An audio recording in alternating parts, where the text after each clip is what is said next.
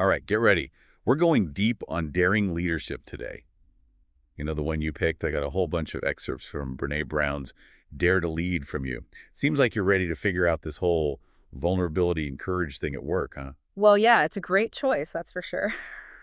Brené Brown, she really changes how we think about what makes a strong leader. Forget that whole tough guy image. She says vulnerability is the real secret weapon. I know, right? And she doesn't just talk about it. She's got the research to prove it. Years and years of studying leaders, all kinds of fields, and what she found. Well, it kind of throws that whole never let them see you sweat advice right out the window. Yeah, it's funny how we're told to hide our weaknesses and stuff, but Brown, she's like, hold on, that armor you're wearing, that might be what's keeping you from building trust, making real connections, and taking the risks that lead to those breakthroughs. Okay, so vulnerability, got it. But what about fear? Don't we want to be those fearless leaders? Well, that's where things get really interesting. See, Brown says courage isn't about not feeling fear, it's about feeling it and still going for it anyway. Like, it's that moment when you're totally terrified, but you take the leap. I love that. She's got this great analogy to the marble jar to explain how trust actually gets built. Can you explain that one? Sure. So picture an empty jar, right? Every time someone does something to earn your trust, you add a marble. Could be they kept a promise or showed up on time or just being honest. Little by little, that jar fills up. It shows you that this person, they're reliable, someone you can depend on. And then what if they break a promise or gossip behind your back or do something shady? Clink, a marble comes out. Such a simple idea, but man, it really shows how trust is built, Yeah. through those consistent everyday actions, not some grand gesture. It really makes you think, what kind of actions fill your marble jar at work? Yeah, it's worth thinking about. And to help us navigate this whole vulnerability and courage thing, Brown, she lays out 4 skill sets. She says these are essential for daring leadership. Okay, tell me, what are they? All right, she calls them rumbling with vulnerability, living into our values, braving trust, and learning to rise. Each one kind of builds on the last, but that first one, rumbling with vulnerability, that's the foundation. So that's about facing that discomfort head on. Instead of pretending we're not scared or unsure, we just acknowledge those feelings. Right. It's about realizing vulnerability is just part of being human, especially when we're trying to lead with courage. You can't just ignore those feelings. Got to get curious about them, figure out what they're telling us, and then be willing to have those tough conversations about the stuff that makes us uncomfortable. Think about a time when you leaned into that discomfort and it ended up making you stronger or better off because of it. Yeah, it's funny. We often resist the discomfort, but that's usually where the growth happens. Okay, so rumbling with vulnerability is the base. Now, Brown talks about this armor we wear, to protect ourselves from that vulnerability. How does that play out when you're trying to lead? Well, it shows up in a lot of sneaky ways, like perfectionism, numbing ourselves out with whatever, getting cynical, trying to micromanage everything. It's all those defense mechanisms, usually driven by fear Yeah. and that scarcity mindset, thinking there's not enough success or recognition to go around. It's like we're always trying to prove ourselves, showing everyone we have it all figured out. Brown even tells a story in the book about how her own fears messed her up. She ended up setting these crazy timelines for her team, and it totally backfired. Yeah, that story about the whole timeline meltdown, I feel that. It shows how trying to appear perfect, it can actually sabotage our leadership, creates all this stress and burnout for everybody. Have you ever felt that pressure? Like, you got to project this, I've got it all under control image, even when things are falling apart behind the scenes. Oh yeah, totally. Especially when I was starting out, I thought I had to be the one who never gets flustered. But I've learned that being real, leading with my whole heart, even the messy parts, it's way more effective and way less exhausting. Yeah, that's a powerful realization. And it brings us to the next skill, living into our values. Now things start to get really practical. I like practical. So it's not enough to just say what we value, right? Nope. Brown says we have to operationalize them, figure out what those values look like in action, and then, walk the walk. And here's the cool part. She doesn't believe in separate work values and personal values. It all comes from the same place. I love that. And it's not just talk with her either. Hmm. She's super open about her own values, Mhm. like courage and faith. And she shows how they actually show up in her work. It's inspiring to see her live it out, especially when it's tough. It definitely is. It reminds us that living our values, it's not a one-time thing. It's this ongoing practice. So here's a challenge for you. Pick one value that really speaks to you right now. Then come up with 3 concrete actions you can take this week at work that align with that value. Ooh, challenge accepted. It is easy to just say what we believe in, but actually putting it into action, that's where the real growth happens. For sure. And now we get to braving trust. Brown gives us this handy acronym, BRAVING, to help break down the parts of trust. Oh yeah, braving. It's so helpful for thinking about trust in a really specific way. Can you remind us what it stands for? Of course. Let's see, as boundaries, respecting each other's limits and being clear about what's okay and what's not okay. Reliability, doing what you say you'll do consistently. Actions speak louder than words. Accountability, Yeah. owning up to mistakes, apologizing when you need to, and making things right. Vault, keeping confidence is not spilling secrets that aren't yours to share. Integrity, choosing courage over comfort, walking the talk even when it's hard. Non-judgment, being able to ask for help without feeling shame and offer help without judging. And generosity, giving people the benefit of the doubt, assuming good intentions whenever possible. She doesn't stop there either. Remember that braiding inventory she gives us. It's a tool for actually checking the trust level in our relationships. Brown tells a story about a leader who used it to, clear the air with their team, and it totally changed their dynamic. It's a reminder that trust, it's built or broken on both sides. It's something you create together through respect and understanding. How do you think you could use the braving inventory to think about your own work relationships? That's a great question. Maybe something to journal about. Okay, so we've got vulnerability as the foundation, then the 4 skill sets. What's next on our daring leadership journey? Now comes the part nobody can avoid, setbacks. Especially when you're pushing boundaries, you're going to hit some bumps in the road. But how we handle them, that's where Brown's 4th skill set comes in, learning to rise. I love that name. It makes me think of resilience, bouncing back from tough times and using them to get even stronger. Exactly. Brown breaks it down into 3 steps, the reckoning, the rumble, and the revolution. And to show how it works, she tells this hilarious story about a ham fold-over debacle. We have all been there in some way. It's so relatable. Oh yeah, I remember this one. Brown's totally swamped, feeling the pressure, gets home exhausted, and, discovers there's no lunch meat. It might seem small, but for her, in that moment, it becomes this symbol of all the ways she feels like she's failing. Right. It's amazing how our emotions can take over, even with little things, when we're stressed and feeling vulnerable. And that's the reckoning, recognizing that we're emotionally hooked. So it's about noticing those feelings, like the anger, the shame, the disappointment, but without judging ourselves. Yeah. And then, getting curious about the stories we're telling ourselves in that moment. Like in Brown's story, she starts spiraling, thinking her husband is judging her for not having it all together. And that takes us to the rumble. Getting real with those shitty first drafts, or SFDs as she calls them. Those SFDs, they're those knee-jerk reactions, the often negative stories we tell ourselves when things go wrong. For Brown, her SFD was, I'm a terrible leader, mom, wife, everything. It's rough. It is, but the rumble is about seeing those SFDs as just that, stories, not necessarily the truth. So we have to question them, ask if they're based on facts, or just our anxieties. Like in Brown's story, she realizes, wait a minute, she's projecting her own insecurities onto her husband. She doesn't actually know he's judging her, she just assumes he is. Which leads to the revolution. We've challenged those SFDs, now we can write a new ending to the story from a more balanced, less reactive place. So Brown might realize she needs to set more realistic expectations for herself, ask for help, or just have an honest conversation with her husband instead of stewing in assumptions. Exactly. And we all have those SFDs running on repeat in our heads. Think about it. Have you ever made a situation worse because of the story you were telling yourself about it? Ugh, yes. All the time. But like you said, the more we practice that rumble, the faster we can catch ourselves and rewrite the narrative before it gets out of control. Exactly.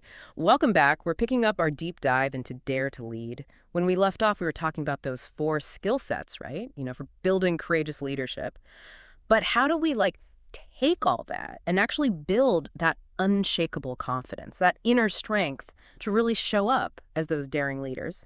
Well, that's where grounded confidence comes in. Okay, I'm listening. So we've got the foundation of vulnerability, the 4 skill sets, but how do we actually cultivate that deep down confidence, the kind that helps us lead even when things get tough? It can't just be about faking it till we make it, can it? Definitely not. Brown, she's like, look, grounded confidence, it's not something you're just born with. It's built through practice, like any skill. She compares it to learning to play pool or soccer. Okay, I'm seeing a pattern here with the sports analogies. Yeah. Loved that marble jar, so tell me more. Well, think about it. In both pool and soccer, there are those basic skills, right? Those fundamentals that take hours and hours of practice to master.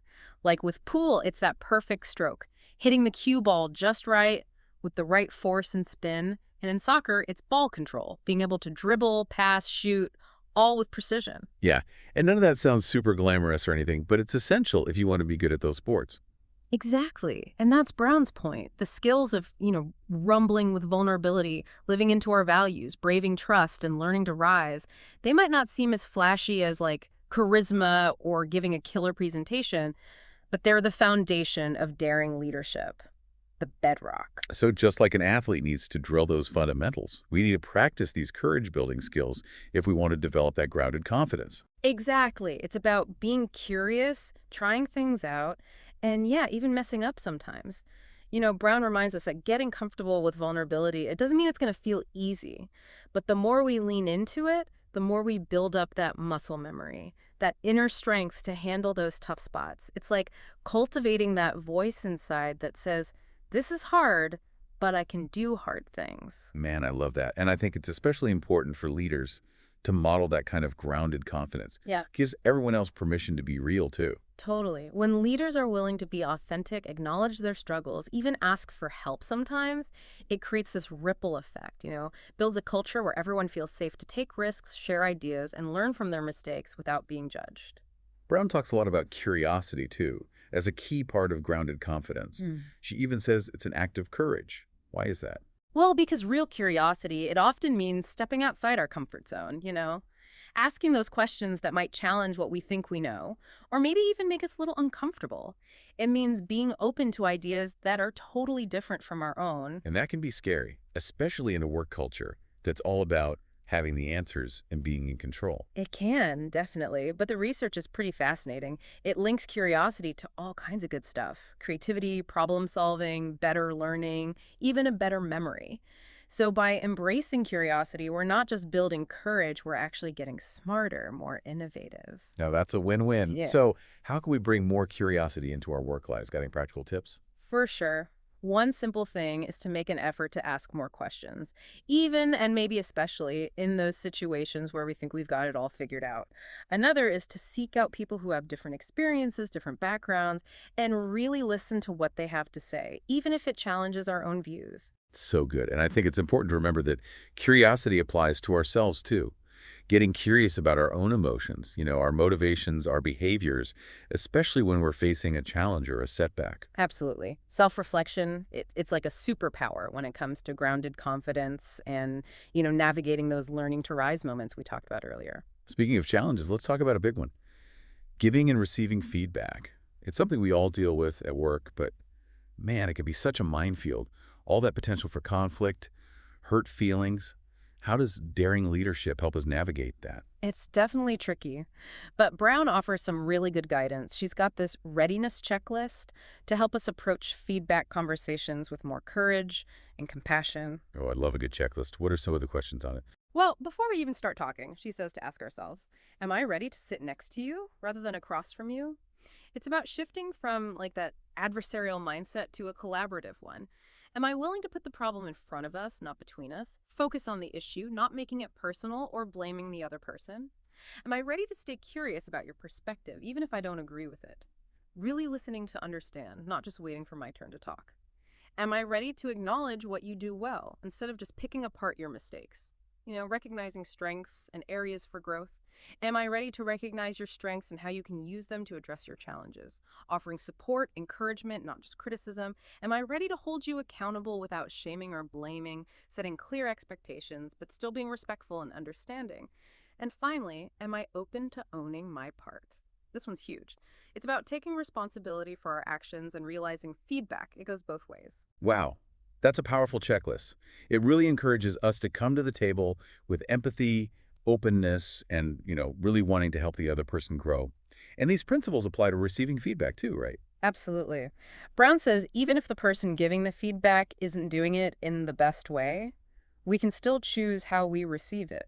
She suggests identifying a value-supporting behavior or a piece of self-talk to help us stay grounded in those moments. So, for example, if our core value is courage, we might tell ourselves, I'm brave enough to hear this. Or if we're struggling to stay open, maybe we say, there might be something valuable in here, even if it stings a bit. I can take what works and leave the rest. Exactly. It can be helpful to reframe feedback as a gift, even when it's hard to hear. It's a chance to learn, grow, become a better leader. I love that. Now, Brown doesn't just talk theory. She shares some amazing real-life examples of leaders who are putting these principles into practice. One story that stuck with me was about Stefan Larsson, the former CEO of Old Navy. Oh, yeah. His story is a great example of how vulnerability and trust, they can actually turn around a struggling organization. Remember what was going on with Old Navy at the Oh, time? yeah, they were having a rough time. Mhm. Sales were down, morale was low. The whole company culture felt, I don't know, stuck. Exactly. And that's what happens a lot in organizations that are facing tough times. People get scared to take risks, they stop sharing ideas, and problems just kind of fester. So what did Stefan do? He knew they needed to make big changes, but he also saw that fear and lack of trust, they were like huge obstacles. He got it. Instead of coming in with a my way or the highway approach, he focused on building trust from the ground up. He started these weekly learning sessions for the leadership team, had quarterly town halls where he was totally transparent about the company's challenges, even hosted company-wide calls to share updates and answer questions. So he basically opened the doors and said, hey, we're all in this together, let's figure it out. Right. And that transparency, that vulnerability, they were key. When leaders are open and honest about what's working and what's not, it creates a sense of shared purpose, shared responsibility. People feel seen, heard, like they're part of the solution. And he didn't just talk about transparency, he lived it. He made sure to celebrate wins, but he also owned up to mistakes and encouraged others to do the same. He wanted to build a culture where people felt safe to experiment, to take risks, and know that it was okay if things didn't work out perfectly. Such a powerful example of shifting from a blame culture to a learning culture, right? When people feel safe to fail, they're way more likely to innovate, come up with creative solutions. Okay, got to mention another inspiring leader, Melinda Gates. She's known for her thoughtful, compassionate approach to leadership. But what really stood out to me in Brown's book was her focus on curiosity and asking the right questions. Melinda definitely walks the walk. She sees curiosity as a superpower, a way to gather information, understand things better, and really empower others to find solutions. It's like she's saying, I don't have all the answers, but together we can figure this out. And that brings us back to vulnerability, right? Being willing to admit we don't know everything, asking questions, seeking out different perspectives. It shows humility, and it creates incredible opportunities to learn and grow, both for ourselves and for the people around us. Okay, one more concept before we wrap up this section. Brown talks about power with versus power over. Hmm. How does that relate to daring leadership? Right. So power over, that's what we usually see in those traditional leadership models. Mhm. It's about control, dominance, using fear and intimidation to get your way. Top-down approach creates a culture where people are afraid to speak up or challenge anything. In that kind of environment, it can be so damaging, not just for individuals, but for whole organizations. Totally. Power with, on the other hand, is about collaboration, sharing decision-making, empowering people to contribute their talents and ideas. It's about building relationships based on trust and respect, not fear and force. It's more inclusive, more sustainable, and it leads to creativity, innovation, and a sense of purpose that everyone shares. It's such a powerful difference. What? And power with, it just seems to fit perfectly with the whole idea of daring leadership. It's recognizing that everyone has something to offer and creating a space where those contributions are welcomed and appreciated. Couldn't agree more. Now, before we move on, I have a question for you. We've talked about all these amazing leaders, Brown, Stefan Larsson, Melinda Gates, who really embody these principles. What are you taking away from their examples? What resonates most with you? Ooh, that's a good one. Honestly, what inspires me most is their willingness to just be real, show up authentically, and lead with both their heads and their hearts. It reminds me that we don't have to have all the answers to be good leaders. In fact, it's often in those moments of vulnerability, of uncertainty, that we connect with people on a deeper level and inspire them to do their best work. Beautifully said. And that leads perfectly into part 3, where we'll wrap up our deep dive into Dare to Lead with even more insights. Okay, we're back. Final stretch of our deep dive into Dare to Lead. We've covered so much: vulnerability, those 4 skill sets, grounded confidence, even how to give and receive feedback. like effectively. What else does Brené Brown have for us in this leadership toolkit? Well, one thing that really comes through in the whole book is this idea of self-awareness. Brown's like, you can't lead well if you don't know yourself, your strengths, your weaknesses, your values, even those things that trigger you. Yeah, it makes sense. It's like that whole know thyself thing. How can you lead others if you don't even know yourself? Exactly. Self-awareness is like the key to both personal and professional growth. Helps you make better decisions, see those biases we all have, and build stronger relationships. And Brown doesn't just tell us to be self-aware. She gives us actual tools, like the braving inventory and that whole reckoning, rumble, revolution process for dealing with setbacks, plus paying attention to our emotions and the stories we tell ourselves, right? Yeah, those are all super helpful. And sometimes I think we need someone else's perspective to really see ourselves clearly. That's where feedback comes in. From people we trust, like mentors, colleagues, close friends. It can be really valuable. Totally. Like having a mirror held up to us. It can be a little uncomfortable at first, but it helps us see those blind spots, the ones we don't even realize we have. Right. Speaking of blind spots, Brown talks about that armor we wear at work too. Yeah. Those patterns like perfectionism, numbing ourselves out, cynicism, trying to control everything. I've talked about those earlier. It's like those defense mechanisms, right? Yes. Protecting ourselves from vulnerability and discomfort. Exactly. And like we said, they usually backfire. They keep us from building trust, really connecting with people, and ultimately being effective leaders. It's like we put up these walls thinking they're keeping us safe, but really they just trap us in this cycle of fear and isolation. It's so true. And often those behaviors are learned. Maybe we grew up in families or cultures where achievement was like the most important thing and vulnerability was seen as weakness. So we have to unlearn those old patterns and replace them with ones that support, vulnerability, connection, daring leadership. Right, like updating our operating system, get rid of the old programs that don't work anymore and install new ones that support our growth. Love that analogy. Yeah, It's not about erasing who we are. It's about evolving, becoming the best versions of ourselves. exactly. And one last thing, daring leadership is not about being perfect. It's about being willing to be vulnerable, to mess up sometimes and learn from it. Thank goodness. Because if it was about being perfect, I wouldn't have a job. But seriously, it's easy to get caught up in that, thinking we need to have all the answers. Project this image of, strength and never making mistakes. It is, but we're all human, right? Right. We're all going to mess up sometimes. Yeah, it happens. But Brown reminds us it's often in those moments when we mess up, when we're willing to admit it, apologize, ask for help. That's when we create the most powerful opportunities for growth and for connection, too. So true. When we let ourselves be human with all our flaws, it lets other people do the same. And that's where the magic happens. I love that. So to wrap things up, I want to leave our listeners with something to think about. If you could change one thing about your workplace to make it more courageous, what would it be? That's a great question.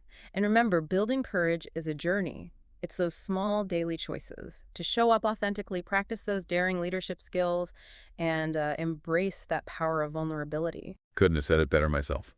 Thanks for joining us for this deep dive into Dare to Lead. You hope you got some good insights and inspiration to take with you on your leadership journey. Remember, we're all works in progress, right? So be kind to yourself, enjoy the journey, and dare to lead. And that's a wrap for this episode. Thanks for listening, everybody.